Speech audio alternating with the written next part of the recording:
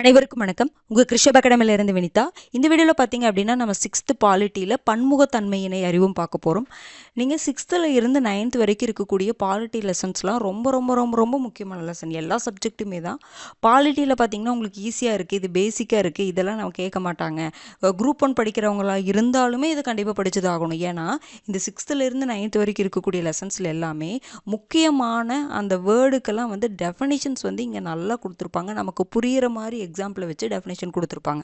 அதனால் ஈஸியாக புரியும். மக்களாட்சினா என்ன, சமத்துவம்னா என்ன, சமய சார்பின்மைனா என்ன, அப்புறம் மனித உரிமைகள் பற்றி 6th-லேருந்து 9th வரைக்கும் தான் கொடுத்துருப்பாங்க. தேசிய சின்னங்கள் பற்றி 6th புக்கில் கொடுத்துருப்பாங்க.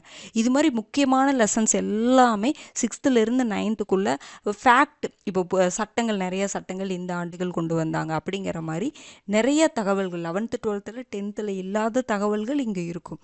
அப்போ அதனால் இந்த லெசன்ஸை தயவு செஞ்சு என்ன பண்ணிடாதீங்க, யாருமே ஸ்கிப் பண்ணிடாதீங்க. நீங்கள் எந்த எக்ஸாமுக்கு படிக்கிற மாதிரி இருந்தாலுமே சரி இதை கண்டிப்பாக பார்க்கணும். ஓகேங்களா? நம்ம ஃபஸ்ட்டு பன்முகத்தன்மையினை அறிவோம் லெசன் பார்க்க போகிறோம். சரி, அப்போ பன்முகத்தன்மை அப்படின்னா என்ன அப்படிங்கிறத இங்கே கொடுத்துருக்காங்க பாருங்கள். நாம் இது சும்மா பேசுகிற மாதிரி கொடுத்துருப்பாங்க. ஓகேங்களா?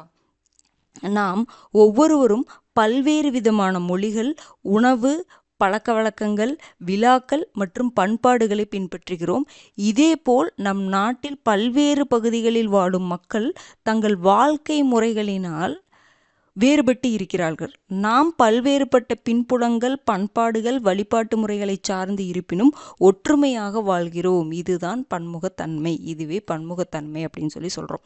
சிம்பிளாக சொல்லலாம், இப்போ நம்ம ஒரு இடத்துல எடுத்துக்கிட்டோம்னாவே ஒவ்வொரு மக்களுக்குள்ள நிறையா வேறுபாடுகள் இருக்கும். அவங்க வேறு மொழி பேசுகிறவங்களா இருப்பாங்க, அவங்க பின்பற்றக்கூடிய பண்பாடு வேறு மாதிரி இருக்கும், அவங்க வணங்குற தெய்வம் வேறு மாதிரி இருக்கும்.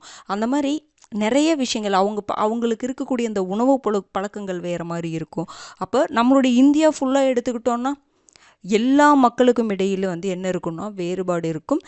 பண்பாடு ரீதியாக, கலாச்சார ரீதியாக, மொழி ரீதியாக, உணவு பழக்கங்கள் ரீதியாக, உடுத்தும் உடை ரீதியாக, இது எல்லாத்துலேயுமே என்னதுங்க வேறுபாடோடு தான் இருப்போம். ஓகேங்களா? நம்மளுடைய பண்புலேயும் சரி எல்லா விஷயத்துலையும் வேறுபாடோடு இருப்போம். வழிபாட்டு முறைகள் வேறு வேறு இருக்கும். இதெல்லாம் இருந்தாலுமே நம்ம என்ன, இதெல்லாம் இருக்கிறதா நம்ம பன்முகத்தன்மைன்னு சொல்கிறோம். அப்படி இருந்தாலும் நம்ம என்னவா வாழ்கிறோம் அப்படின்னா ஒற்றுமையாக வாழ்கிறோம். இதை தான் பன்முகத்தன்மை அப்படின்னு சொல்கிறாங்க. பன்முகத்தன்மைன்னா பல முகங்கள், பல வேறுபாடுகள் கொண்டதான் நம்ம இருக்கோம், கொண்ட தன்மையில் நம்ம இருக்கோம். ஆனால் இருந்தாலும் நம்ம என்னவா இருக்கோம்னா ஒற்றுமையாக இருக்கோம். நீங்கள் வேற, நாங்கள் வேற அப்படின்னு ஒரு பிரிவினை முன்னாடிலாம் இருந்துச்சு. இப்போவெல்லாம் எவ்வளவோ ஒரு என்ன இருக்குன்னா எவ்வளோ ஒரு முன்னேற்றம் அதில் இருக்குது. சின்ன சின்ன அங்கங்கே வந்து சின்ன சின்ன வேறுபாடுகள் இருந்தாலுமே, வேறுபாடுகள்னால பிரச்சனை வந்தாலுமே ஒட்டுமொத்தமாக பார்த்தா நம்ம ஒற்றுமையாக இருக்கோம். அதுதான் என்ன சொல்கிறாங்கன்னா பன்முகத்தன்மை அப்படின்னு சொல்கிறாங்க. ஓகேங்களா? அதுதான் டெஃபினிஷன். அடுத்தது பாருங்கள், ஏன்னா அது கொடுத்துட்டு டெஃபினிஷன் பன்முகத்தன்மைனா என்னன்னு கொடுத்துட்டு ஸ்டேட்மெண்ட்டை கேட்குறக்கு வாய்ப்பு இருக்குது.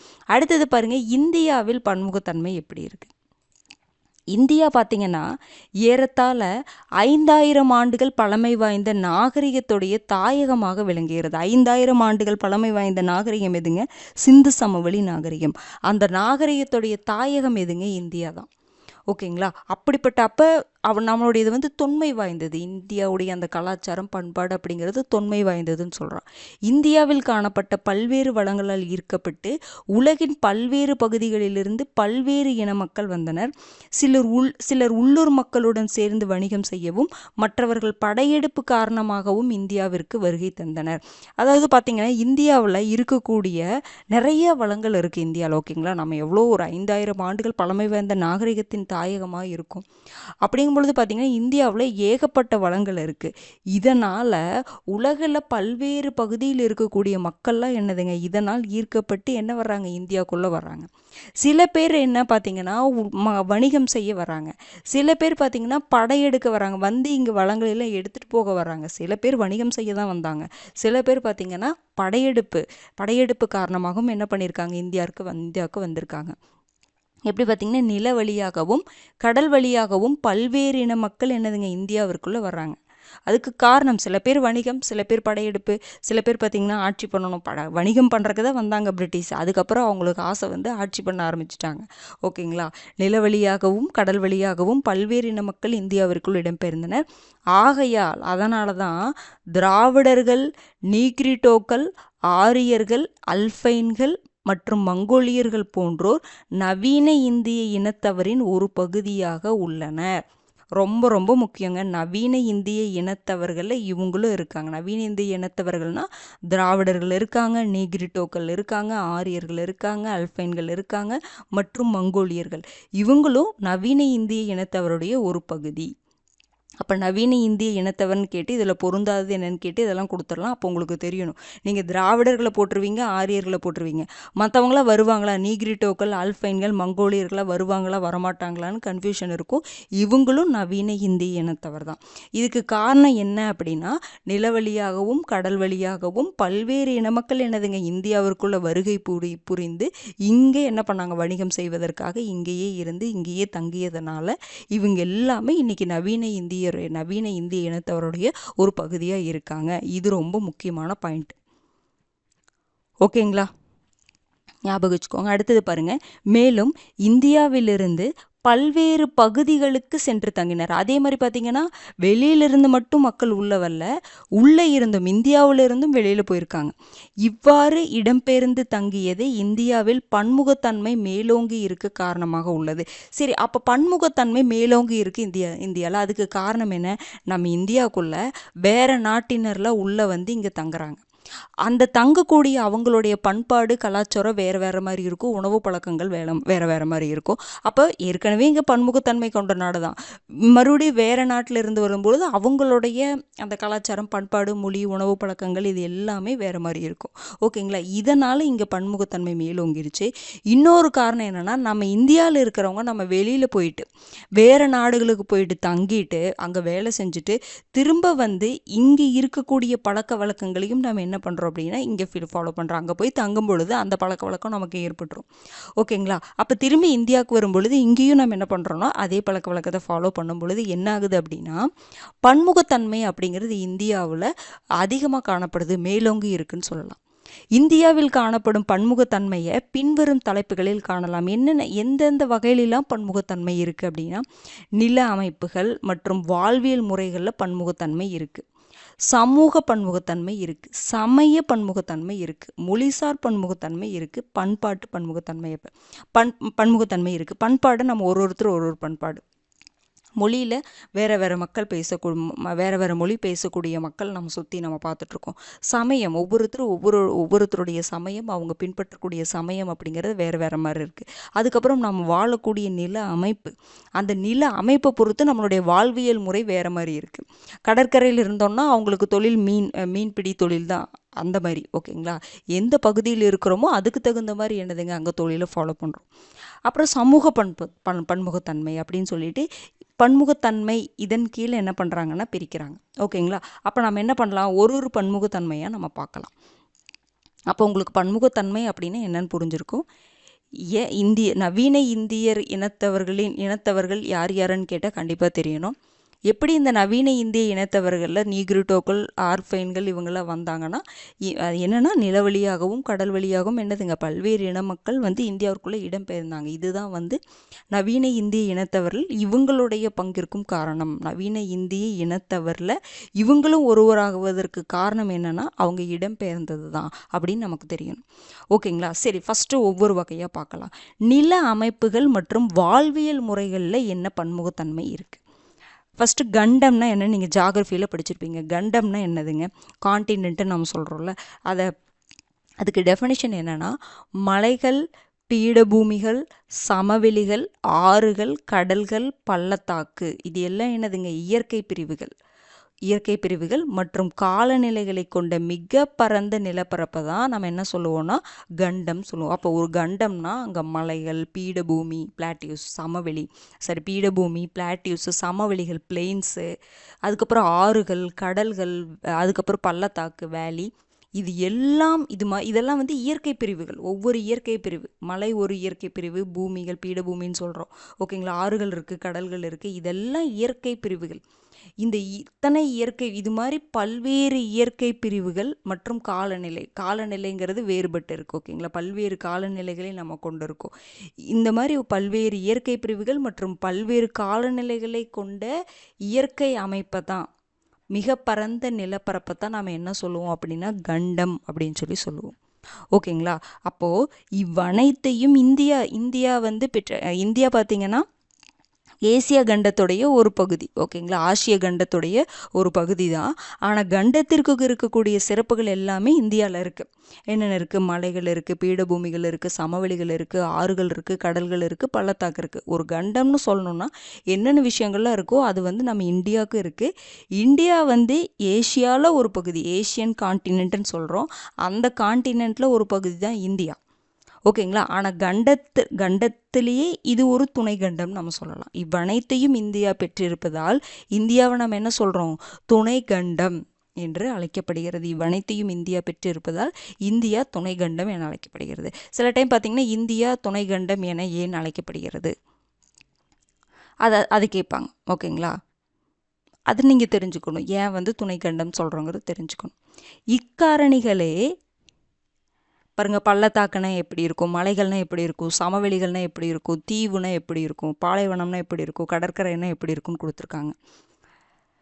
நாட்டின் பல்வேறு நில அமைப்புகளில் வாழும் மக்களின் மீது தாக்கத்தை ஏற்படுத்துகின்ற அப்போ இந்த நிலப்பிரிவுகள் தான் எப்படி பாருங்கள், கடல்கள் இருக்குது, பள்ளத்தாக்கு, ஆறுகள், சமவெளிகள். ஓகேங்களா?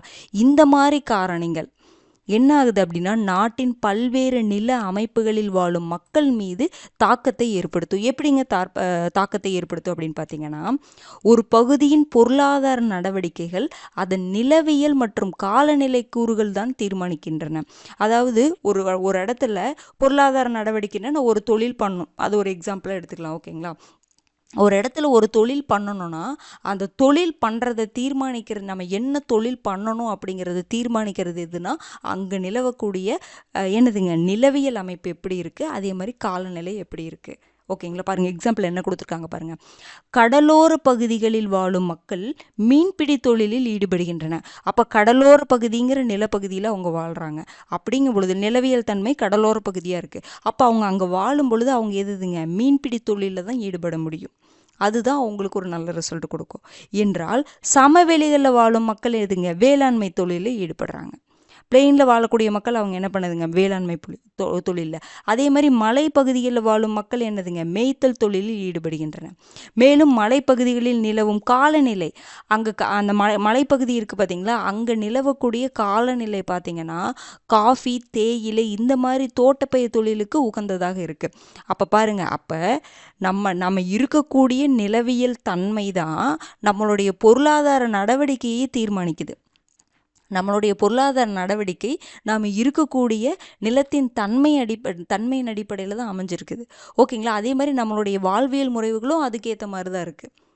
அப்போ பாருங்கள், மலை பிரதேசங்களில் பார்த்திங்கன்னா அங்கே இருக்கக்கூடிய காலநிலை பொறுத்து என்னதுங்க காஃபி, தேயிலை இந்த மாதிரி தோட்டப்பயிர் தொழிலுக்கு அது உகந்ததாக இருக்குன்னு சொல்கிறாங்க. பாருங்கள், நில அமைப்பில் காணப்படும் பன்முகத்தன்மை அப்பகுதியில் வளரும் தாவரங்கள் மற்றும் விலங்குகள் மீது பெரும் தாக்கத்தை ஏற்படுத்துகின்றன. ஒரு பகுதியின் தாவரங்கள் மற்றும் விலங்குகளின் வளம் என்பது அப்பகுதியில் நிலவும் இயற்கை மற்றும் காலநிலையை பொறுத்து மாறுபடுகின்றது. இன்னொன்று என்ன சொல்கிறாங்கன்னா, அந்த இடத்துல இப்போ பாருங்கள், அந்த இடத்துல என்ன நில அமைப்பு இருக்குதோ அங்கே எப்படி காலநிலை இருக்குதோ அதற்கு தகுந்த மாதிரி தான் அங்கே சில செடிகள் வளரும். ஓகேங்களா? சில செடிகள் வளர்க்குது, ஒவ்வொரு செடி வளருக்கும் ஒவ்வொரு காலநிலை தேவைப்படும். புரிஞ்சுதுங்களா? அந்த கிளைமேட்டு, அந்த சாயில், அந்த மண் வளம் இருக்குல்ல, அந்த நில அமைப்பு ஒவ்வொரு பகுதியில் தான், ஒவ்வொரு சாயிலில் தான் வேறு வேறு சாயிலில் வேறு வேறு செடிகள் வளரும், வேறு வேறு பயிர்கள் போட முடியும். அதே மாதிரி பார்த்திங்கன்னா விலங்குகள் பார்த்திங்கன்னா குறிப்பிட்ட நிலத்தில் தான் இருக்கும். எல்லா இடத்துலையுமே விலங்குகள் இருக்குமா? ஒரு சில விலங்குகள் இந்த நிலப்பரப்பில் இருக்கும், ஒரு சில விலங்குகள் இந்த நிலப்பரப்பில் இருக்கும்னு சொல்லலாம். யானை அதெல்லாம் பார்த்திங்கன்னா காடுகளில் தான் அதிகமாக இருக்கும். ஓகேங்களா?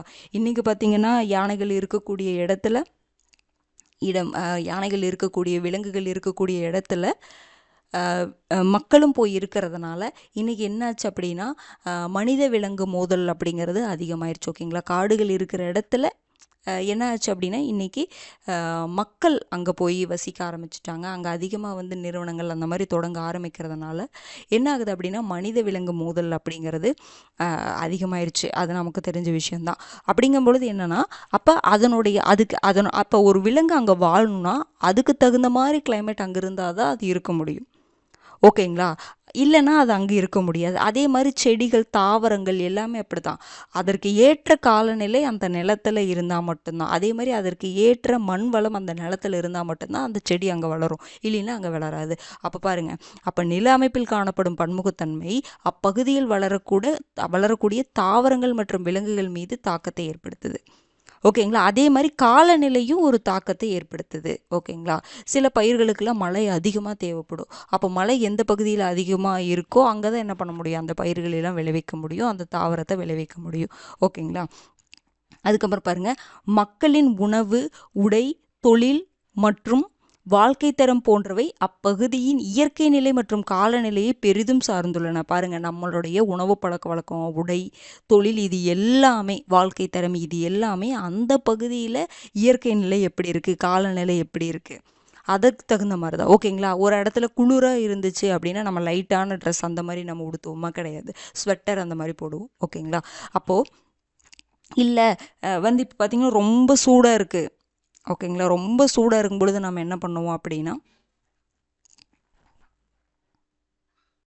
ரொம்ப சூடாக இருக்கும் பொழுது அதுக்கு தகுந்த மாதிரி காட்டன் ட்ரெஸ்ஸஸ் அந்த மாதிரி நம்ம பயன்படுத்துவோம். அதே மாதிரி நம்மளுடைய வாழ்க்கை தரமும் அதன் அடிப்படையில் என்னாகும் அப்படின்னா சேஞ்ச் ஆகும்.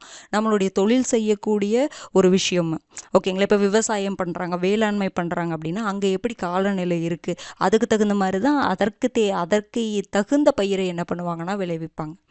ஓகேங்களா. அதை தான் இங்கே சொல்லியிருப்பாங்க. அவ்வளோதான், இதில் புரிஞ்சுக்கிட்டா சரி. அப்போ ஒரு நிலவியல் மற்றும் ஒரு பகுதியுடைய பொருளாதார நடவடிக்கை அப்படிங்கிறது அதன் நிலவியல் மற்றும் காலநிலை கூறுகள் தான் தீர்மானிக்குது அப்படின்னு தெரிஞ்சுக்கணும். எப்படி தீர்மானிக்குது அப்படிங்கிறத இங்கே கொடுத்துருக்காங்க.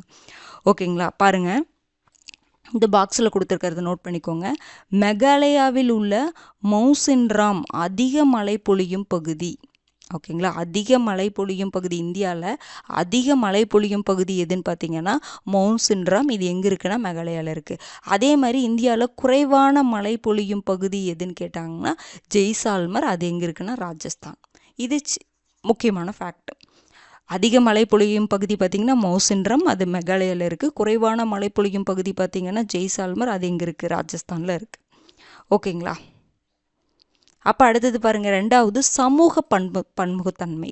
சமூகம், அதில் 2 கொடுத்துருக்காங்க, சார்ந்து வாழ்தல் மற்றும் சகவாழ்வு. சமூகம் என்பது ஒரு பொது நலத்திற்காக மக்கள் இணைந்து வாழும் இடம். பாருங்கள் டெஃபினிஷன். சமூகம் அப்படின்னா என்னதுங்க, ஒரு பொது நலத்திற்காக மக்கள் இணைந்து நாம் என்ன பண்ணுறோம், வாழக்கூடிய இடத்து தான் சமூகம். நம்ம ஆகுனா சமூகம் சொல்கிறோம், சமூக நீதின்னு சொல்கிறோம். அப்போ சமூகம்னா என்னதுங்க, ஒரு பொது நலத்திற்காக நம்ம எல்லாம் சேர்ந்து வாழக்கூடிய ஒரு இடம் அப்படிங்கிறத நம்ம சமூகம்னு சொல்கிறோம். நமது சமுதாயம் அப்படின்னா எல்லாருமே இருக்காங்க. விவசாயிகள், தொழிலாளர்கள், கைவினைஞர்கள், பெற்றோர்கள், ஆசிரியர்கள், மாணாக்கர் போன்ற பலரையும் உள்ளடக்கியது. ஏன்னா சமூகம்னா மக்கள் இணைந்து வாழக்கூடிய இடம். மக்கள் அப்படின்னா அந்த மக்களில் நிறைய வேறுபாடு, நிறைய தொழில் செய்கிறவங்க இருக்காங்க, விவசாயிகள் இருக்காங்க, தொழிலாளர்கள் இருக்காங்க, கைவினைஞர்கள், பெற்றோர்கள், ஆசிரியர்கள், மாணவர்கள், இந்த மாதிரி பல பிரிவினர் இங்கே இருக்காங்க. மக்களின் மேம்பட்ட வாழ்க்கை முறைக்கு சமுதாயங்கள் ஒன்றை ஒன்று சார்ந்துள்ளன. அப்போ இது ஒரு சமூக பண்புத்தன்மை. நம்ம மக்கள் எல்லாருமே இணைந்து சேர்ந்து வாழக்கூடிய இடம் சமூகம். அந்த சமூகத்தில் ஒவ்வொரு மக்களுக்கும் இடையிலான வேறுபாடு இருக்குது. ஒவ்வொருத்தரும் ஒவ்வொரு தொழிலை செஞ்சிட்ருக்காங்க. அப்போ அதுதான் சமூகத்தன்மை. அந்த சமூகத்தில் வாழக்கூடிய மக்கள் எல்லாருமே ஒவ்வொருத்தர் அவங்களுடைய அந்த துறை அப்படிங்கிறது வேறையாக இருக்குது, செய்யக்கூடிய தொழில் அப்படிங்கிறது. ஓகேங்களா. அந்த தொழில் மட்டும் சொல்ல வேண்டியதில் நிறைய விஷயங்கள் நம்ம சொல்லலாம். ஓகேங்களா. அப்போ மக்களின் மேம்பட்ட வாழ்க்கை முறைக்கு சமுதாயங்கள் ஒன்றை ஒன்று சார்ந்து உள்ளன. அப்போ மக்களுடைய சமுதாயம் நம்ம சொல்கிறோம். ஓகேங்களா. அப்படிங்கும் பொழுது இப்போ ஒரு மக்களுடைய மேம்பட்ட வாழ்க்கைக்கு என்னென்னா, ஒருத்தர் இன்னொருத்தரை சார்ந்து இருக்கணும். ஒரு சமுதாயம் இன்னொரு சமுதாயத்தை நம்ம சார்ந்து இருக்க வேண்டியது அவசியம். ஓகேங்களா. அடுத்தது பாருங்க, குடும்பம் மற்றும் சமூகம். ஒரு சமூகத்தின் அடிப்படை அழகு என்னதுங்க, குடும்பம். ஓகேங்களா. ஒரு சமூகம், அதாவது இப்போ என்ன சொல்லலாம் அப்படின்னா, ஒரு கிராமம் இருக்குது. ஓகேங்களா. இந்த கிராமத்தில் குடும்பங்கள், சின்ன சின்ன குடும்பங்களாக இருக்குது. இந்த சின்ன சின்ன குடும்பங்கள் எல்லாமே சேர்ந்தது தான் ஒரு கிராமம் அப்படின்னு சொல்லலாம். ஓகேங்களா. இப்போ என்ன சொல்லுவாங்கன்னா, சில பிரிவினர், இப்போ ஒரு குடும்பம், இப்போ ஒரு என்ன சொல்லலாம் அப்படின்னா, ஒரு குடும்பம், அந்த நிறையா குடும்பமெல்லாம் சேர்ந்தது ஒரு வீதியில் இருப்பாங்க. நிறையா வீதியெல்லாம் சேர்ந்தது ஒரு கிராமமாக இருக்கும். அப்படின்னு சொல்கிறோம் பார்த்தீங்களா. அப்போ இதில் இப்போ ஒரு கிராமம்னு எடுத்துட்டா இப்போ பாருங்கள் ஒரு குடும்பங்க, ஓகேங்களா. ஒரு வீதின்னு பார்த்தீங்கன்னா நிறைய குடும்பங்கள் இணைந்திருப்பாங்க, ஓகேங்களா. அப்போ நிறைய வீதியெலாம் இணைந்தது ஒரு சின்ன கிராமமாக இருக்கும். அப்போ வீதி, ஒரு எக்ஸாம்பிளுக்காக சொல்கிற வீதி எப்படி பிரியுது, ஸ்ட்ரீட்டாக பிரியுது.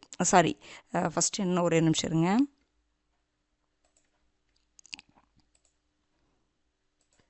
பாருங்கள், இப்போ என்ன சொல்லலாம்னா ஒரு கிராமம்னு வச்சுக்கோங்க. அந்த கிராமம் எப்படி பிரியும், சின்ன சின்ன வீதி, சின்ன சின்ன ஸ்ட்ரீட்டாக பிரியுது. ஒரு எக்ஸாம்பிளுக்காக சொல்கிறேன், நீங்கள் வீதியில் இருக்குமா கிராமத்தில் அப்படின்லாம் யோசிக்காதீங்க. சின்ன சின்ன பகுதின்னு கூட வச்சுக்கோங்களே, வீதின்னு வச்சுக்கோங்க. நகரத்தில் வீதியில் இருக்கும், கிராமத்தில் சின்ன சின்ன பகுதிகள், சின்ன சின்ன பேருள்ள சின்ன சின்ன இடங்கள்லாம் இருக்கும். இதெல்லாம் இப்போ ஒவ்வொரு வீதியிலையுமே பார்த்திங்கன்னா குடும்பங்கள் எல்லாமே சேர்ந்தது ஒரு வீதியில் இருக்கும். இது எல்லாமே ஒரு வீதியில் இருக்கும்.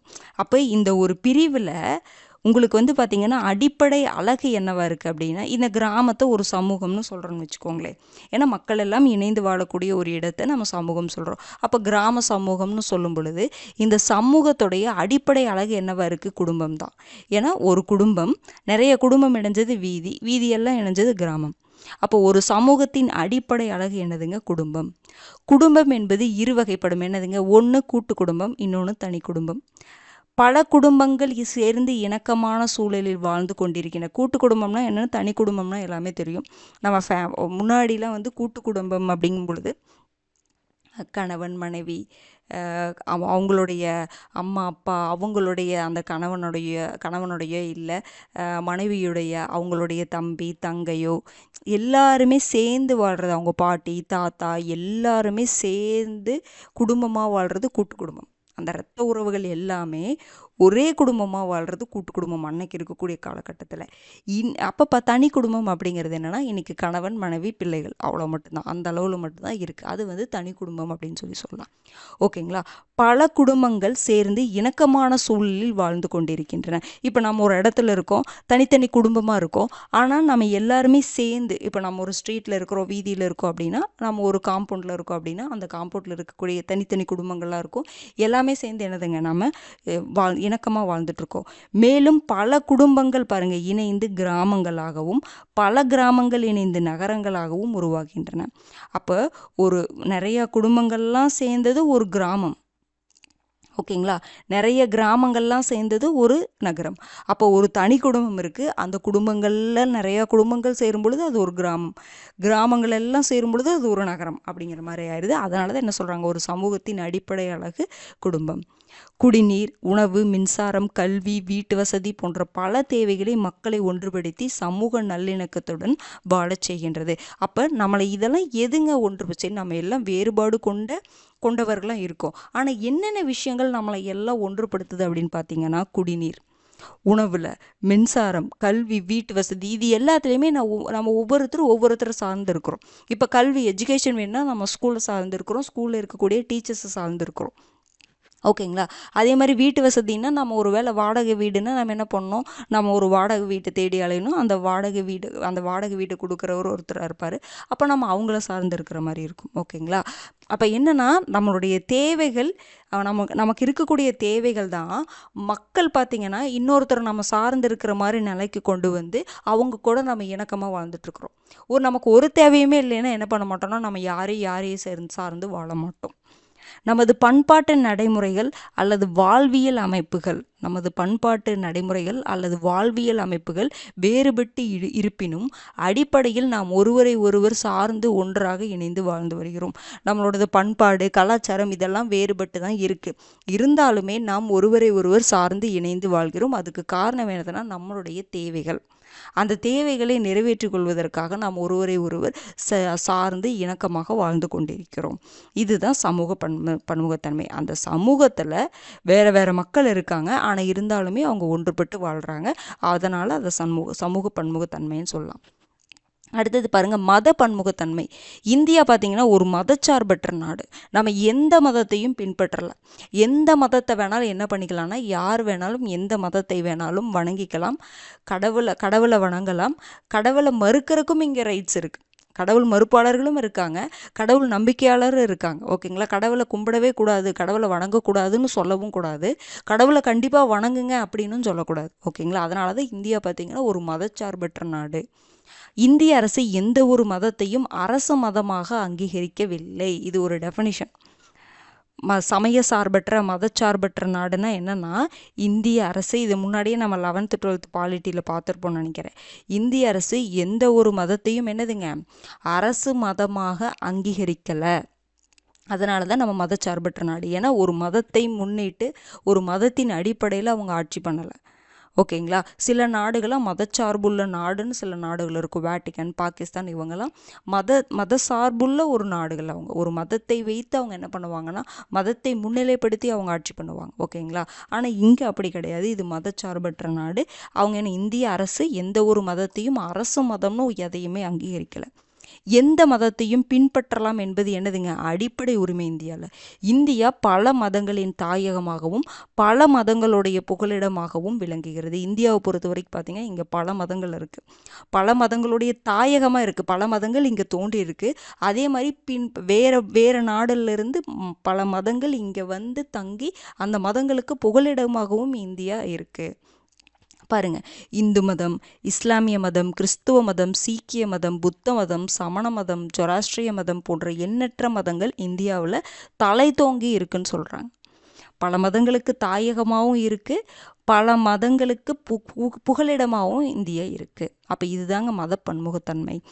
பாருங்க, இந்தியா பல்வேறு விழாக்களின் தாயகம் அப்படின்னு சொல்லலாம். ஏன்னா இங்கே பல்வேறு பாருங்க, இந்தியா பல்வேறு விழாக்களின் தாயகம். இந்தியாவில் பல்வேறு மதங்களை சார்ந்த மக்கள் பல்வேறு விழாக்களை நாட்டின் பல பகுதிகளில் ஒன்றுபட்டு ஒற்றுமையாக கொண்டாடுகின்றன. பல்வேறு மதங்கள் இங்கே இருக்குது. அப்போ ஒவ்வொரு மதங்களுக்கும் வந்து விழாக்கள் அவங்களுக்குன்னு வந்து என்ன இருக்கும் அப்படின்னா விழாக்கள் இருக்கும். அப்போ ஒவ்வொருத்தரும் அவங்க விழாக்களை கொண்டாடும் பொழுது எல்லாருமே என்னதுங்க ஒன்றுபட்டு நம்ம கொண்டாடுறோம். ஓகேங்களா? என்னதான் மத ரீதியான விழாக்களாக இருந்தாலுமே சில விழாக்களை நாம் எல்லாருமே சேர்ந்து ஒன்றுபட்டு தான் கொண்டாடுறோம்னு சொல்கிறோம். இதுவே இந்தியா ஒரு உயர்ந்த பாரம்பரியமிக்க கலாச்சார நாடு என்பதை பறைசாற்றுகிறது. பல்வேறு மதங்கள் இருக்கக்கூடிய நாடு, அப்போ பல்வேறு கலாச்சாரங்களை பின்பற்றுவாங்க. ஓகேங்களா? அதனால தான் பாரம்பரியமிக்க கலாச்சார நாடு அப்படின்னு சொல்லி இதன் மூலமாக சொல்லலாம்.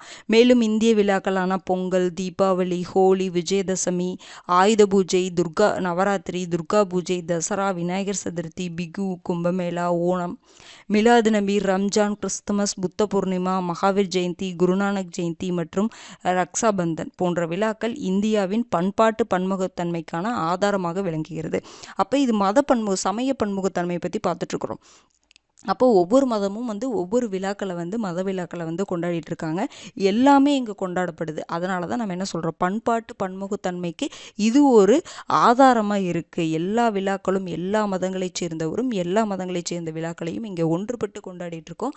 இதை நம்ம என்ன சொல்லலாம்னா பண்பாட்டு பன்முகத்தன்மைக்கு ஆதாரமாக விளங்குகிறது இது எல்லாமே அப்படின்னு சொல்லிட்டு இது என்ன பார்க்குறோன்னா சமய பன்முகத்தன்மை இல்லைன்னா மத பன்முகத்தன்மை. ஓகேங்களா?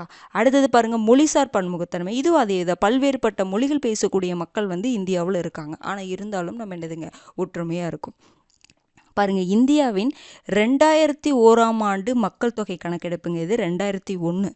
இந்தியாவில் பார்த்தீங்கன்னா இந்தியா 122 முக்கிய மொழிகளையும் 1599 பிற மொழிகளையும் கொண்டுள்ளது.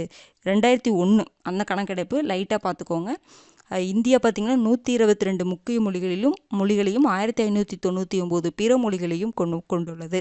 பாருங்கள், இந்தோ ஆரியன், திராவிடன், ஆஸ்ட்ரோ அசிட்டிக், சீன திபெத்தியன் ஆகிய 4 முக்கிய மொழி குடும்பமாகும். அதாவது மொழி குடும்பம் சொல்லிட்டு 4 டைப்பாக பிரிச்சிருப்பாங்க.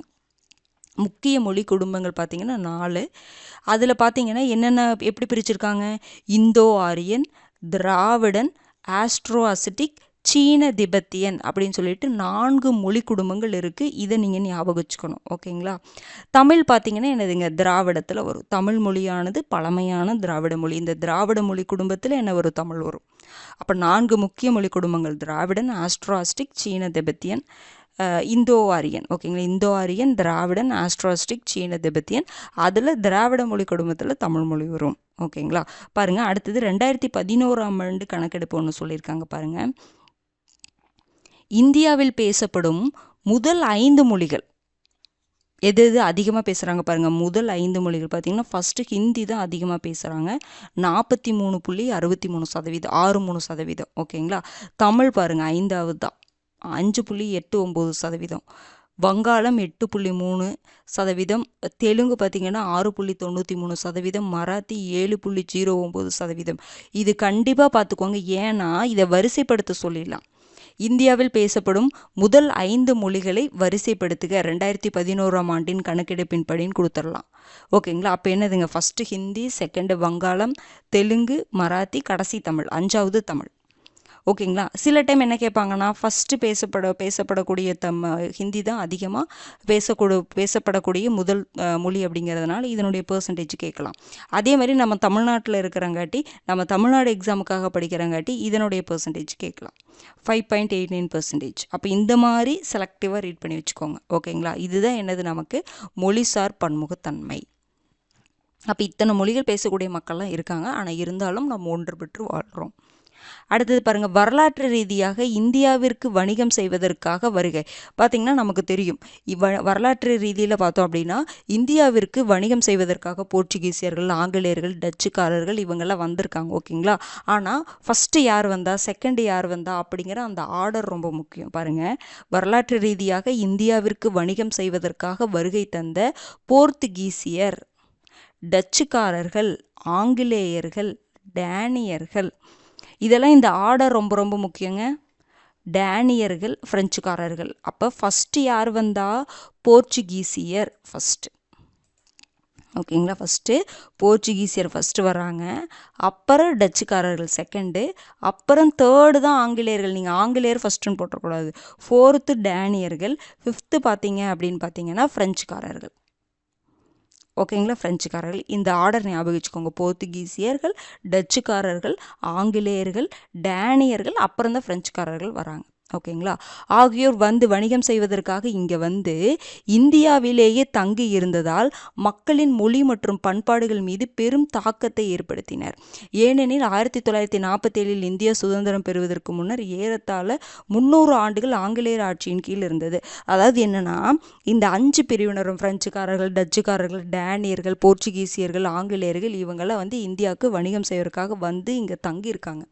இங்கே தங்கும் பொழுது என்ன ஆகும் அப்படின்னா, அவங்களும் பார்த்தீங்கன்னா அவங்க பின்பற்றிய மொழியும் பண்பாட்டையும் என்ன பண்ணுவாங்க அப்படின்னா இங்கே பின்பற்றுவாங்க. அதனால் என்னாச்சு, அவங்களுடைய மொழியும் பண்பாடும் இங்கே வளர ஆரம்பிச்சிச்சு.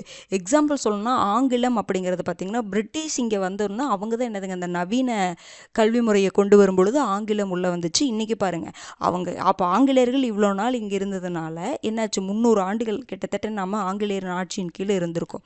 அப்போ அந்த ஆங்கில மொழி அப்படிங்கிறது என்னாச்சு அப்படின்னா இங்கே இன்றைக்கும் என்னவா இருக்குது அப்படின்னா அது ஒரு ஒரு பெருமை மிக்க, அப்படி தான் நினச்சிக்கிறாங்க மக்கள் எல்லாமே.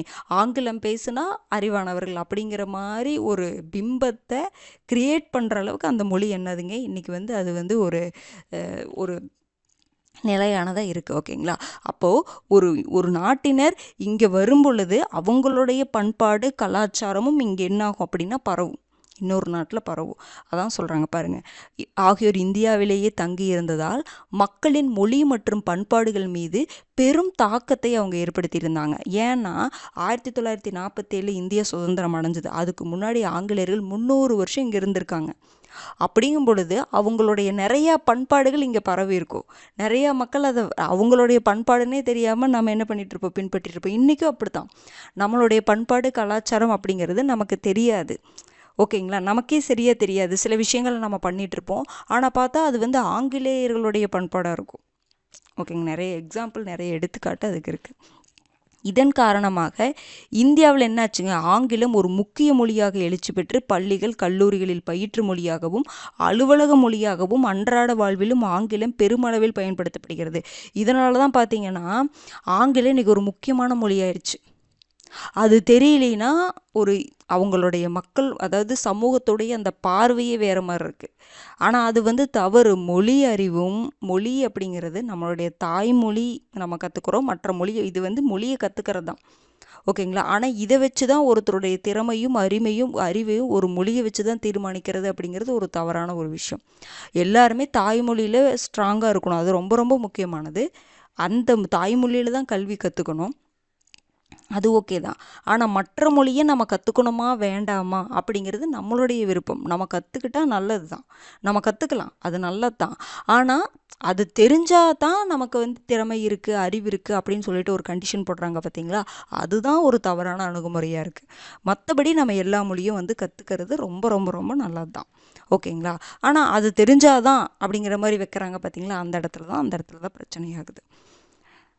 பாருங்க, அதே மாதிரி அலுவலக மொழிகளையும் பார்த்தீங்கன்னா, இப்போ தமிழ்நாட்டில் பார்த்தீங்கன்னா தமிழ் கூட இங்கிலீஷும் சேர்ந்து தான் இருக்கும். அதே மாதிரி இந்திய அளவில் பார்த்தீங்கன்னா ஹிந்தி கூட இங்கிலீஷும் சேர்ந்து தான் இருக்கும். அப்போ அந்த மாதிரி அதாவது மற்ற நாட்டினருடைய தாக்கம் இங்கேயும் செலுத்தப்பட்டிருக்கு அப்படின்னு சொல்லிட்டு நம்ம பார்க்கலாம். இதில் பாருங்கள், இதில் முக்கியமான பாக்ஸு இது நமக்கு தெரியும். இந்திய அரசியலமைப்பு சட்டம் 8வது அட்டவணையின்படி 22 மொழிகள் எனதுங்க அலுவலக மொழிகளாக அங்கீகரிக்கப்பட்டுள்ளது. நமக்கு தெரியுமா? அதாவது 8வது அட்டவணையில் எனதுங்க எத்தனை மொழிகள் அங்கீகரிக்கப்பட்டிருக்கு அலுவலக மொழிகளாக? 22 மொழிகள் அங்கீகரிக்கப்பட்டிருக்கு. ஃபஸ்ட்டு இந்திய அரசியலமைப்பு நடைமுறைப்படுத்தப்படும் பொழுது 8 மொழிகள் தான் இருந்துச்சு. ஓகேங்களா? சாரி,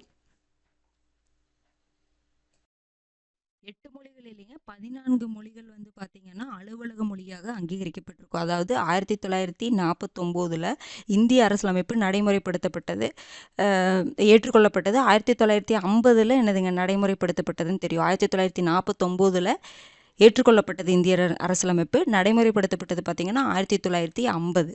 ஓகேங்களா? இந்த காலகட்டத்தில் இப்போ நடைமுறைப்படுத்தப்படும் பொழுது 8வது அட்டவணையில் எத்தனை மொழிகள் அலுவலக மொழிகளாக அங்கீகரிக்கப்பட்டதுன்னு பார்த்தீங்கன்னா 14 மொழிகள். ஆனால் இப்போ எவ்வளோ மொழிகள் அங்கீகரிக்கப்பட்டிருக்கு? 22 மொழிகள். அலுவலக மொழிகள்னு ஒரு பிரிவு இருக்கிற மாதிரியே செம்மொழிகள் அப்படின்னு சொல்லிட்டு ஒரு பிரிவு இருந்துச்சு. அந்த செம்மொழி அப்படிங்கிற பிரிவை எப்போ உருவாக்குனாங்கன்னா 2004 உருவாக்கியிருப்பாங்க.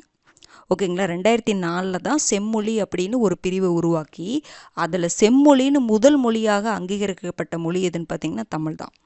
2004ஆம் ஆண்டு இந்திய அரசால் முதல் செம்மொழியாக தமிழ் மொழி அறிவிக்கப்பட்டது. தற்போது எத்தனை மொழிகளுங்க செம்மொழியாக இருக்குது? 11 மொழிகள். ஏன்னா 2024 ஒரு 5 மொழியை சேர்த்துனாங்க. அது எல்லாத்துக்குமே தெரியும். அதாவது ஃபஸ்ட்டு தமிழ் பாருங்கள், 6 மொழிகள் செம்மொழியாக இருக்குதுன்னு போட்டிருக்காங்க. ஆனால் 11 மொழிகள் என்னென்ன மொழிகள் நான் சொல்கிறேன். ஓகேங்களா? அப்போ இங்கே இருக்கக்கூடிய 6 மொழிகள் என்னென்ன? தமிழ் பார்த்திங்கன்னா 2004, இது வந்து ஃபஸ்ட்டு. செகண்டு பார்த்திங்கன்னா சமஸ்கிருதம் 2005. தேர்டு பார்த்திங்கன்னா தெலுங்கு 2008. கன்னடம் பார்த்திங்கன்னா 4th 2008. 5th பார்த்திங்கன்னா மலையாளம் 2013 என்ன பண்ணியிருப்பாங்கன்னா ரெகக்னைஸ் பண்ணியிருப்பாங்க. 2016 பார்த்திங்கன்னா ஒரியா. ஓகேங்களா? பாருங்கள், இந்த ஒடியா இருக்குது பார்த்தீங்களா? இது 2016 இல்லைங்க, 2014. ஓகேங்களா? அதாவது மொத்தம் 11 மொழிகள் செம்மொழிகளாக அங்கீகரிக்கப்பட்டிருக்கு. என்னென்ன மொழிகள்? முதல் மொழி தமிழ் 2004, சமஸ்கிருதம் வந்து 2005, தெலுங்கு 2008, கன்னடம் 2008, மலையாளம் 2013, ஒடியா வந்து 2014. அப்போ ஆறு மொழிகள் செம்மொழிகளாக அங்கீகரிக்கப்பட்டிருக்கு. இப்போ ரீசண்டாக 2024 4 மொழிகளை செம்மொழியாக அங்கீகரித்தாங்க. அது என்னென்ன மொழி? 5 மொழிகளை செம்மொழியாக அங்கீகரித்தாங்க. அது என்னென்ன மொழி அப்படின்னு சொல்லிட்டு பாருங்கள். அப்போ 11 செம்மொழிகள் இருக்குது. அந்த இடத்துல சேஞ்ச் பண்ணிக்கோங்க. அப்போ டேட்டெல்லாம் தெரியணுங்க. ஒரு டைமில் டேட்டெல்லாம் கேட்டாங்க, அதனால் பார்த்துக்கோங்க. தமிழ் பார்த்திங்கன்னா 12 அக்டோபர் 2004. சமஸ்கிருதம் பார்த்திங்கன்னா 25 நவம்பர் 2005. தெலுங்கு பார்த்திங்க அப்படின்னா 31 அக்டோபர் 2008. கன்னடம் பார்த்திங்கன்னா 31 அக்டோபர் 2008. மலையாளம் பார்த்திங்கன்னா 8 ஆகஸ்ட் 2013. ஒடியா 1 மார்ச் 2014. இந்த டேட்டெல்லாம் அந்த அங்கே ஒரு அறிவிப்பு வெளியிட்ட டேட்டு தான், பார்த்துக்கோங்க. நோட்டிஃபிகேஷன் டேட்டு தான் இங்கே கொடுத்துருக்காங்க. ஓகேங்களா? அதுக்கப்புறம் ஏன்னா அப்போ அமல்படுத்தும் பொழுது வேறு டேட்டாக இருக்கலாம். அதனால் நீங்கள் இது நோட்டிஃபிகேஷன் டேட் இது. ஓகேங்களா? ஆனால் இதை வச்சு கேள்வி கேட்டிருந்தாங்க. அதே மாதிரி பாருங்கள், மராத்தி, பாலி, பிராகிருதம், அசாமி, பெங்காலி இது தான் கடைசியாக ஆட் பண்ணது. இதை கொஷின் கேட்குறக்கு நிறையாவே வாய்ப்பு இருக்குது. மராத்தி, பாலி, பிராகிருதம், அசாமீஸ், பெங்காலி இந்த 5 வந்து என்ன பண்ணாங்கன்னா கடைசியாக ஆட் பண்ணாங்க 2024. இந்த 5மே 3 அக்டோபர் 2024 ஆட் பண்ணாங்க. இது ஒரு கிளாஸ்லேயே நம்ம இதை பார்த்துருக்குறோன்னு நினைக்கிறேன். நோட் பண்ணாதவங்க நோட் பண்ணிக்கோங்க. மராத்தி, பாலி, பிராகிருதம், அசாமீஸ், பெங்காலி அப்போ செம்மொழி அப்படிங்கிற ஒரு பிரிவை எப்போ உருவாக்குனாங்க? 2004. உருவாக்கின வருடத்திலேயே வந்து முதல் செம்மொழியாக அறிவிக்கப்பட்ட மொழி பார்த்திங்கன்னா தமிழ். அப்போ ஒவ்வொரு மொழியும் எந்தெந்த வருடம் எந்தெந்த டேட்டில் அறிவித்தாங்க செம்மொழியா அப்படிங்கிறத தெரிஞ்சுக்கணும். ஓகேங்களா? கடைசியாக அறிவித்த 5 மொழிகள் பார்த்திங்கன்னா மராத்தி, பாலி, பிராகிருதம், அசாமிஸ், பெங்காலி. ஓகேங்களா? இது வந்து மொழிசார் பன்முகத்தன்மையில் பார்த்துட்டோம். அடுத்தது பண்பாட்டு பன்முகத்தன்மை. பண்பாடு என்ற சொல்லானது மக்களின் மொழி, உடை, உணவு முறை, மதம், சமூக பழக்க வழக்கங்கள், இசை, கலை மற்றும் கட்டிடக்கலைகளுடைய பாரம்பரியம். பண்பாடுனா எல்லாமே. இதில் மொழி, அவங்க என்ன மொழியை பின்பற்றுறாங்க, அவங்க என்ன மொழியை பேசுகிறாங்க, எந்த மாதிரி உடை உடுத்துறாங்க, அவங்களுடைய உணவு முறை எப்படி இருக்குது, அவங்க பின்பற்றக்கூடிய மதம், அவங்களுடைய பழக்க வழக்கம், இசை, கலை, கட்டிடக்கலை, இது எல்லாமே என்னதான் பாரம்பரியம். இது எல்லாமே அவங்களுடைய இந்த கலைகளுடைய பாரம்பரியத்தை குறிப்பது தான் பண்பாடு. பண்பாடுக்கு டெஃபினிஷன் இதுதான். எல்லாமே அடங்கியது பண்பாடுன்னு சொல்லலாம். ஒரு குறிப்பிட்ட மக்களின் பண்பாடு அவர்களின் சமூக நடத்தையிலும் மற்றும் சமூக தொடர்புகளிலும் வெளிப்படுகிறது. ஒருத்தருடைய பண்பாடு அப்படிங்கிறது எப்படிங்க? அவங்க பேசக்கூடிய பேச்சில், அவங்க பண்ணக்கூடிய அந்த உணவு பழக்கத்தில், அவங்க எப்படி நடந்துக்கிறாங்க, அதை வச்சு அவங்களுடைய பண்பாடை நம்மளால் தெரிஞ்சுக்க முடியும். அதன் மூலமாக சமூக நடத்தையிலும் சமூக தொடர்பிலும் அது வெளிப்படுதுன்னு சொல்கிறாங்க. இது சமூக வடிவமைப்புகளால் முன்னிறுத்தப்படும் குழு அடையாளத்துடைய ஒரு வளர்ச்சி நிலை. இது வந்து ஒரு குழு, ஓகேங்களா? சமூக வடிவமைப்பில் ஒரு குழுவுடைய அடையாளம் அப்படின்னு இந்த பண்பாட்டை நம்ம சொல்லலாம். அந்த அடையாளத்துடைய வளர்ச்சி நிலை தான் பண்பாடு. மேலும் இவை ஒரு குழுவிற்கு மட்டுமேயான தனித்த அடையாளங்கள். அப்போ ஒரு பண்பாடுனா ஒரு குழு மக்கள் தான் என்ன பண்ணுவாங்க, ஒரு மாதிரி பண்பாடை அதை என்ன பண்ணுவாங்கன்னா ஃபாலோ பண்ணுவாங்க. அதே மாதிரி வேறு குழுவினர் வேறு மாதிரி பண்பாடு. அப்போ இது குழுவுடைய ஒரு அடையாளம் தான் இந்த பண்பாடாக பார்க்கப்படுது அப்படின்னு சொல்லலாம். ஓகேங்களா? இது வந்து பண்பாட்டு பன்முகத்தன்மை. இதில் பாருங்கள் கோயிலெலாம் கொடுத்துருக்காங்க. அப்போ கலை, கட்டிடக்கலை, நம்மளுடைய கட்டிடமே பார்த்திங்கன்னா மற்ற நாட்டுக்கும் நம்மளுடைய நாட்டில் இருக்கக்கூடிய கட்டிடக்கலையும் வேறு மாதிரி இருக்கும். அதே மாதிரி நம்ம நாட்டுக்குள்ளேயே மாநிலங்களுக்குள்ளேயே அந்த கட்டிடக்கலை அப்படிங்கிறது வேறு மாதிரி இருக்கும். நம்ம படிச்சிருப்போம், ஹிஸ்ட்ரியில் நம்ம நிறைய படிச்சிருப்போம் பார்த்தீங்களா? அப்போ நம்ம நாட்டுக்குள்ளேயே ஒவ்வொரு மாநிலமும் ஒவ்வொரு மாதிரி கட்டிடக்கலையை வந்து ஃபாலோ பண்ணுவாங்க. கலை மற்றும் கட்டிடக்கலை என்பது ஒவ்வொரு சமுதாயத்தின் ஒருங்கிணைந்த அங்கம் அப்படின்னு சொல்கிறாங்க. ஒரு சமுதாயத்தின் மரபு மற்றும் ஒரு பண்பாட்டின் ஒரு பகுதியாக கலை வளர்ச்சி அடைகிறது. இப்போ என்ன சொல்லலாம் அப்படின்னா, ஒரு கலை அப்படிங்கிறது அவங்க ஒரு கலைன்னா எல்லாமே வந்துடும். சினிமா, கட்டிடக்கலை, கவிதை, நிறைய புத்தகம் எழுதுறது, இது எல்லாமே கலைக்குள்ளே வந்துடும்ல. அவங்களுடைய நடனம், அவங்களுடைய இசை, இது எல்லாமே கலை தான். இது பார்த்திங்கன்னா இந்த கலை வளர்ச்சி எப்படி அடையும் அப்படின்னா, அவங்களுடைய மரபு மற்றும் பண்பாட்டின் ஒரு பகுதியாக கலை வளர்ச்சி அடைகிறதுன்னு சொல்கிறாங்க. அதே மாதிரி இன்னொன்று என்ன சொல்கிறாங்கன்னா, கலை மற்றும் கட்டிடக்கலை அப்படிங்கிறது ஒரு சமுதாயத்துடைய ஒருங்கிணைந்த அங்கம். அந்த கலையின் மூலமாக அவங்களுடைய பண்பாட்டை வெளிப்படுத்துகிறாங்க. ஓகேங்களா? ஏற்கனவே அவங்க பண்பாடு இருக்குது, அந்த பண்பாட்டை கலையின் மூலமாக வெளிப்படுத்துகிறாங்க. அந்த கலையும் அவங்களுடைய பண்பாடு தான். எப்படி பார்த்தீங்களா? அவங்களுடைய பண்பாட்டின் மூலமாகவே அவங்களுடைய பண்பாட்டை வெளிப்படுத்துகிறாங்க. இந்தியாவில் 28 மாநிலங்களும் எத்தனை யூனியன் பிரதேசங்கள்? 8 யூனியன் பிரதேசங்கள், 9 கிடையாது. 8 யூனியன் பிரதேசங்களும் உள்ளன. இந்தியாவில் 28 மாநிலங்கள், 8 யூனியன் பிரதேசங்கள் இருக்குது. ஒவ்வொரு மாநிலமும் அவற்றிற்கான உயர்ந்த மரபையும் மற்றும் நுண்ணிய கலை வெளிப்பாட்டு வடிவங்களை பெற்றிருக்கின்றன. அப்போ ஒவ்வொரு மாநிலத்திலையும் ஒவ்வொரு பண்பாடு என்ன பண்ணிகிட்ருக்கோம், ஃபாலோ பண்ணிகிட்ருக்குறோம். அந்த மாநிலத்துக்குள்ளேயே வேறு வேறு பண்பாடு இருக்கும், வேறு வேறு கலாச்சாரம் இருக்கும். ஓகேங்களா? பாருங்கள், இந்த பாக்ஸில் கொடுத்துருக்கிறது பாருங்கள். இந்திய தொல்லியல் துறை இதுவரை கண்டுபிடித்த கல்வெட்டு சான்றுகளில் 60% தமிழ்நாட்டிலிருந்து கண்டுபிடிக்கப்பட்டவை. பாருங்கள், தொல்லியல் துறை பார்த்திங்கன்னா இது வரைக்கும் நிறையா கல்வெட்டு சான்றுகள் கண்டுபிடிச்சிருக்காங்க. அதில் 60% எங்கேருந்து மட்டும் எடுத்திருக்காங்க? தமிழ்நாட்டில் மட்டுமே கண்டுபிடிச்சவை. அதில் அவற்றில் பெரும்பாலானவை பார்த்திங்கன்னா தமிழ் மொழியில் தான் எழுதப்பட்டிருக்கு. 60%மே தமிழ்நாட்டிலிருந்து தான் கல்வெட்டு சான்றுகள் வந்து கண்டுபிடிச்சிருக்காங்க. அப்போ அவங்க கண்டுபிடிச்ச கல்வெட்டு சான்றுகளில் பெரும்பாலும் பார்த்திங்கன்னா தமிழ் மொழியில் தான் இருக்குது. அப்போ தமிழ் எவ்வளோ ஒரு பெரிய தொன்மையான மொழி நம்ம தெரிஞ்சுக்கலாம் அப்படின்னு சொல்லி இதன் மூலமாக நம்ம புரிஞ்சுக்க முடியுது. அடுத்தது பாருங்கள், இது நம்ம எல்லா பன்முகத்தன்மையும் பார்த்துட்டோம். மொழிசார் பன்முகத்தன்மை, பண்பாட்டு பன்முகத்தன்மை, சமூக பன்முகத்தன்மை, நிலவியல் மற்றும் வாழ்வியல் முறையில் என்னென்ன பன்முகத்தன்மை அப்படிங்கிறது எல்லாமே பார்த்துட்டோம். இப்போ பாருங்கள், இந்தியாவில் பண்பாடு அப்படின்னு வரும்பொழுது அதில் இசை, கலை அது எல்லாமே வந்துடுதில்ல. அதனால் இந்தியாவுடைய நடனங்கள்லையும் இசைகளை பற்றியும் நம்ம பார்க்க போகிறோம். பாருங்கள், இந்தியாவில் புகழ்பெற்ற நடனங்கள் மற்றும் இசைகள். பண்டைய காலங்களில் பார்த்திங்கன்னா நடனம் என்பது வழிபாடு மற்றும் கொண்டாட்டத்திற்கான வழியாகவும் மகிழ்ச்சி மற்றும் நன்றியை வெளிப்படுத்துவதற்கான பாவனையாகவும் கருதப்படுகிறது. இந்திய நடனங்கள் மூலம் நமது உயர்ந்த பண்பாடு வெளிப்படுகிறது. பண்டைய காலத்தில் பார்த்திங்கன்னா நடனம் அப்படிங்கிறது என்னதுங்க, ஒன்று வழிபாடு, அதுக்கப்புறம் கொண்டாட்டத்திற்கான வழி, இன்னொன்று பார்த்திங்கன்னா மகிழ்ச்சியாக இருக்கும் பொழுது அதையே வெளிப்படுத்துவதற்கும் நன்றியை வெளிப்படுத்துவதற்கும் என்னதுங்க டான்ஸ் இருந்துச்சு. ஓகேங்களா? அதே மாதிரி பார்த்திங்கன்னா அந்த நடனத்தின் மூலம் நம்ம என்னதுங்க நம்மளுடைய உயர்ந்த பண்பாடு அதன் மூலமாக நம்மளால் தெரிஞ்சுக்க முடியும். அப்படின்னா நடனக்கலை அப்படிங்கிறது ரொம்ப முக்கியமானது. அப்போ நடனம்னு வந்துட்டா இன்னொன்று கூட என்ன இருக்கணும், இசை. இசையும் நடனமும் ஒன்றுடன் ஒன்று இணைந்தது. இது ரெண்டும் இணைந்தது தான் இசையும் நடனம். இந்தியாவில் பல்வேறு வகையான இசை வடிவங்கள் இங்கே பின்பற்றப்படுகின்றன. அவை பார்த்திங்கன்னா இந்துஸ்தானி இசை, கர்நாடகா இசை, தமிழ் செவ்வியல் இசை, நாட்டுப்புற இசை, லாவணி இசை, கஜல் இசை. பாருங்கள், இதுதான் வித்தியாசமாக இருக்குது. அப்போ இந்தியாவில் இந்த லாவணி இசை, கஜல் இசை இதையெல்லாம் பின்பற்றுறோம் அப்படின்னு நம்ம தெரிஞ்சுக்கணும். ஏன்னா இதை கொடுத்துட்டு இது என்ன வித்தியாசமாக இருக்குது, லாவணி இசை, கஜல் இசை வித்தியாசமாக இருக்குன்னு சொல்லிட்டு விட்டுறாதீங்க. ஓகேங்களா? இதுவும் இந்தியாவில் பின்பற்றக்கூடிய இசை வடிவங்கள் தான். இந்த இசை வடிவங்களில் சேர்க்கப்பட்ட ஏராளமான பாடல்கள் பல மொழிகளிலும் என்னதுங்க காண கிடைக்குது அப்படின்னு சொல்கிறாங்க. ஓகேங்களா? பாருங்கள், அதில் இந்த டான்ஸில் நடனத்தில் இந்த மேப்பில் கொடுத்துருக்காங்க பாருங்கள்.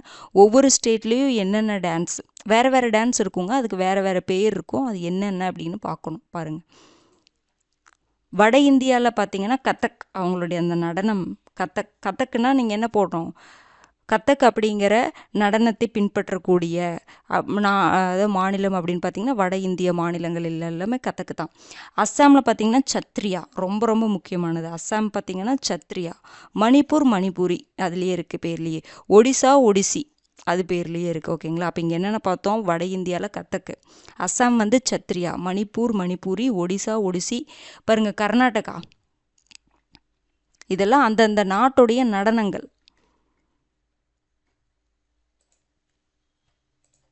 பாருங்கள், ஃபேமஸான நடனம் அப்படின்னு சொல்லலாம். கர்நாடகாவில் பார்த்தீங்கன்னா யக்ஷகானம். கர்நாடகாவில் என்னதுங்க யக்ஷகானம். ஆந்திர பிரதேசில் பார்த்தீங்கன்னா குச்சிப்புடி. ஆந்திர பிரதேசில் குச்சிப்புடி. தமிழ்நாட்டில் என்னதுங்க பரதநாட்டியம். கேரளாவில் கதகளி. கர்நாடகாவில் என்னதுங்க யக்ஷகானம். ஆந்திர பிரதேசத்தில் குச்சிப்புடி. தமிழ்நாட்டில் நமக்கு தெரியும் கேரளா, தமிழ்நாட்டில் நமக்கு தெரியும் பரதநாட்டியம். கேரளாவில் பார்த்தீங்கன்னா கதகளி. அப்போ இதெல்லாம் புரிஞ்சிருச்சுங்களா? இங்கே மேலே கொடுத்துருக்கிறதெல்லாம் பார்த்தீங்கன்னா அந்த ஒவ்வொரு மாநிலத்துடைய அந்த நடன வடிவம் சொல்லலாம். இங்கே இதுதான் அதிகம். இப்போ தமிழ்நாட்டில் பார்த்தீங்கன்னா நடன வடிவம் அப்படின்னு பார்க்கும்பொழுது பரதநாட்டியம் தான். அதே ஆந்திர பிரதேசத்தில் குச்சிப்புடி. இது நடன வடிவம், தேசிய நடன வடிவம் இவ்வளோ இருக்குது, 8 இருக்குது. ஓகேங்களா? இது எல்லாமே ஒவ்வொரு மாநிலத்தில் ஒன்று ஃபாலோ பண்ணுறாங்க. அப்போ நம்ம பரதநாட்டியம் தமிழ்நாட்டிற்கு உரித்தான அந்த நடன வடிவம் அப்படின்னா பரதநாட்டியம். அதுக்கப்புறம் பார்த்திங்கன்னா ஆந்திர பிரதேசம், அப்புறம் ஆந்திர பிரதேசத்துக்கு குச்சிப்புடி, கர்நாடகா யக்ஷகானம், கேரளாவுக்கு கதகளி. இது ரொம்ப ரொம்ப முக்கியமானதுங்க. அஸ்ஸாமுக்கு சத்ரியா. ஓகேங்களா? அடுத்தது பாருங்கள், இந்தியா இது போக இப்போ தமிழ்நாட்டில் பரதநாட்டியம் மட்டும்தான் நம்ம பண்ணுறோமா அப்படின்னு கேட்டால் கிடையாது. அந்த நடன வடிவங்கள் வேறு வேறு வகையில் இருக்குது. தமிழ்நாட்டில் பார்த்திங்கன்னா கரகாட்டம், ஒயிலாட்டம், கும்மி, தெருக்கூத்து, பொம்மலாட்டம், புலியாட்டம், கோலாட்டம், தப்பாட்டம். ஏன்னா இதெல்லாம் கொடுத்துட்டு இது எந்த மாநிலத்துடைய நாட்டுப்புற நடனம் அப்படின்னு சொல்லிட்டு கேட்கலாம். கரகாட்டம், ஒயிலாட்டம், கும்மி, தெருக்கூத்து, பொம்மலாட்டம், புலியாட்டம், கோலாட்டம், தப்பாட்டம். கேரளாவில் பார்த்திங்கன்னா தெய்யம், மோகினியாட்டம்.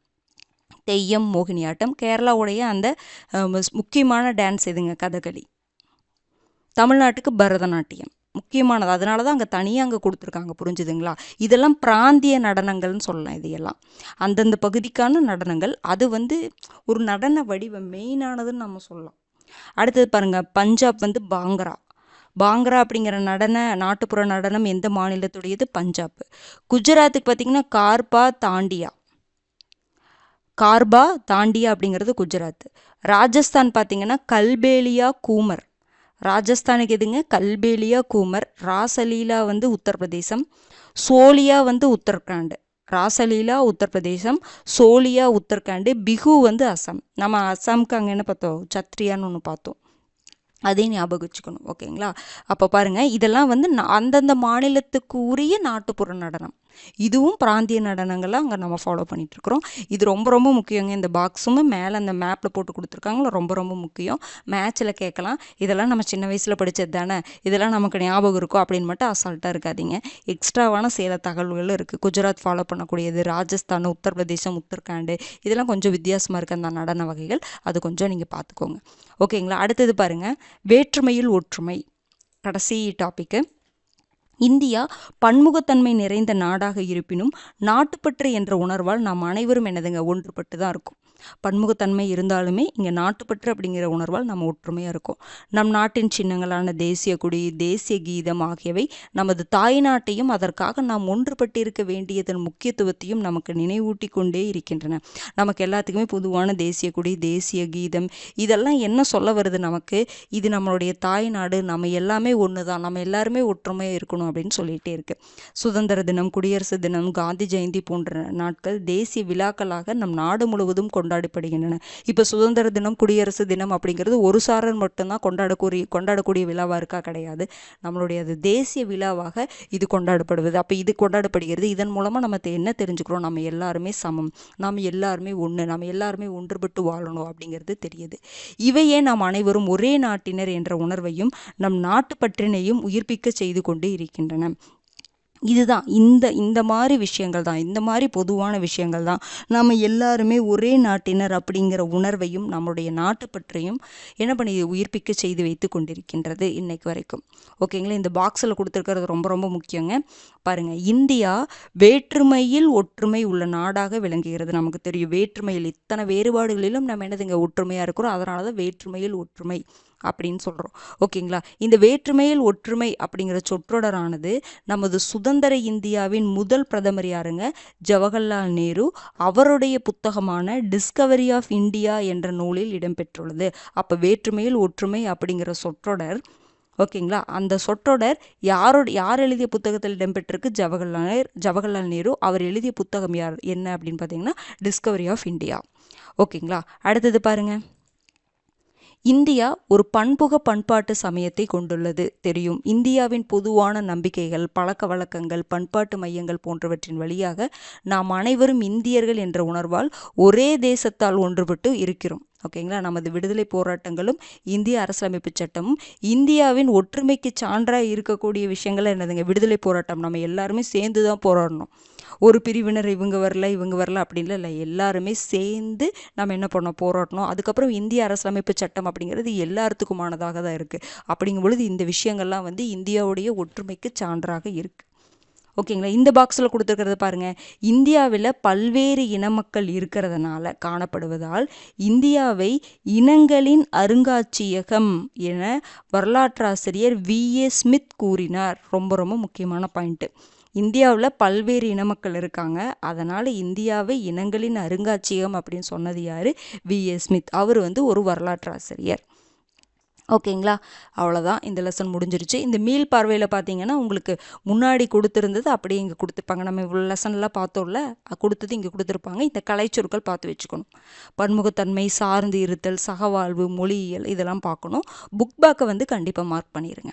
ஓகேங்களா? ஏன்னா சில இடத்துல புக் பேக் வந்து புக்கில் அந்த லெசனில் கொடுக்காத சில பாயிண்ட்ஸ் கூட புக் பேக்கில் கொஸ்டினாக கேட்டிருப்பாங்க. அப்போ அந்த பாயிண்ட்டை நம்ம எக்ஸ்ட்ராவாக தெரிஞ்சுக்கலாம். ஓகேங்களா?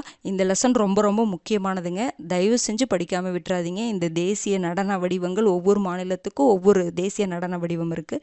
அது எந்தெந்த நடன வடிவம் இருக்குது, அது எந்தெந்த மாநிலம், அந்த மாநிலத்திற்கு எது ஃபேமஸான நடனம் அப்படிங்கிறது தெரிஞ்சுக்கணும். அது போக மற்ற நடனங்களையும் நம்ம தெரிஞ்சு வச்சுக்க வேண்டியது இருக்குது. ஓகேங்களா? அவ்வளோதாங்க. புக் பேக்கை வந்து கண்டிப்பாக கம்ப்ளீட் பண்ணுங்கள். கம்ப்ளீட் பண்ணிவிட்டுன்னு கமெண்ட் பண்ணுங்கள். ஓகேங்களா? அடுத்த வீடியோவில் சந்திக்கலாம். நன்றி.